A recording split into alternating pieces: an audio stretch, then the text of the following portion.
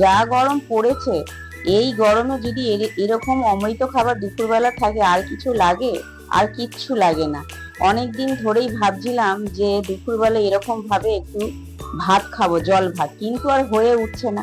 যাই হোক, আজকে যা ভাত হতেই সকালবেলা কি করেছি, হাঁড়ি থেকে গরম ভাত কিছুটা একটা বাটির মধ্যে নিয়ে ফ্রিজ থেকে ঠান্ডা জলের বোতল বার করে বেশি করে জল দিয়ে সাথে গন্ধরাজ লেবু, 4টের মতো কাঁচা লঙ্কা আর বেশি করে পেঁয়াজ লম্বা লম্বা করে কেটে জলের মধ্যে ভিজে চাপা দিয়ে রেখে দিয়েছি।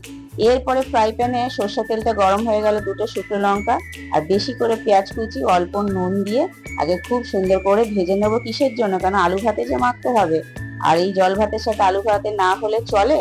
তারপর আলু ভাতেটা মেখেও মনে হলো আর একটু কিছু বড়া হলে যেন ভালো হয়। আবারও বেশ করে 2টো বড় বড় সাইজের পেঁয়াজ কেটে নিয়ে নুন, হলুদ গুঁড়ো, লঙ্কার গুঁড়ো, চালের গুঁড়ো দিয়ে দেখি বেসন একটুখানি রয়েছে। তাই এইটুকুনি বেসন দিয়ে কি হবে? তখন ভাবলাম পেঁয়াজি তো আজকে খেতেই হবে, তা বেশি করে একটু আটা নিয়ে নিলাম, ব্যাস সাথে ভালো করে মেখে নিয়ে, যে দেখো পেঁয়াজিও মাখা হয়ে গেল। মেখে নিয়ে ওই ফ্রাই প্যানে আরো বেশি কিছুটা তেল দিয়ে পেঁয়াজিগুলো ভেজে নিয়েছি। কারণ দেখবে যখন যেই জিনিসটা খেতে ইচ্ছা হয় না, কোনো না কোনো ভাবে ঠিক ম্যানেজ হয়েই যায় ঘরে কিছু না কিছু দিয়ে। তাই করেছি। তা আরো অন্য কিছু ভাজলে ভালো হতো, ভাবলাম না না বাবা, এই গরমে যেইটুকুনি হয়েছে যথেষ্ট। আলু ভাতেটাকেও সুন্দর করে মেখে নিয়েছি, কারণ পেঁয়াজ ভাজা যাতে বেশি করে নুন দিয়েছি বলে, আর এখানে নুন দিলাম না। খুব ভালো করে মেখে নিয়ে সবার জন্য আলুগুলোকে গোল গোল করে আলাদা আলাদা করে রেখে দিলাম। এরপরে জানো তো, ছেলে খেতে চলে আসলো। ছেলে তো এমনি ভাতও খেয়েছে, আবার বললো মা আমাকে এই জল ভাত থেকে কিন্তু তুমি খাওয়ার সময় আমাকে একটু দেবে। আমি বললাম আচ্ছা ঠিক আছে। তারপরে দেখো বড়াগুলো ভাজা, মানে পেঁয়াজিগুলো ভাজা হয়ে গেল।